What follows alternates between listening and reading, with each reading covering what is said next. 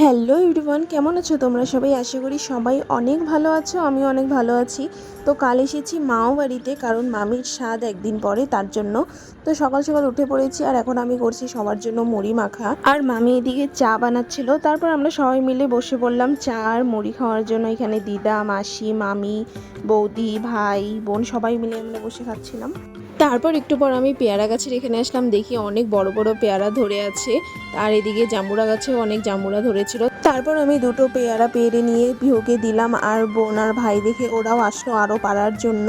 তারপর ওদেরকেও পেড়ে দিলাম কতগুলো। পেয়ারাগুলো কিন্তু একটু শক্ত শক্ত ছিল, কিন্তু অনেক মিষ্টি ছিল খেতে।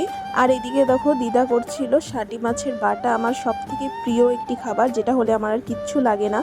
তারপর আমরা সবাই মিলে এখানে খেতে বসে পড়লাম দুপুর দিকে। তারপর আমি গিয়েছিলাম লেবু পাতা ছেঁড়ার জন্য, কারণ মামি বলল যে তেঁতুল মাখা খাবে, তার জন্য মামিকে তেঁতুল মাখা করে দেবো। এই তো তেঁতুল মাখা করা শেষ, এটা একটু ঝোল ঝোল করে করেছিলাম। মামিকে এই তেঁতুল মাখাটা করে খাওয়ানোর জন্য আমি কিন্তু বাড়ি থেকে তেঁতুল নিয়ে এসেছিলাম। তারপর গেলাম আমি এখানে খানকোন পাতা তোলার জন্য।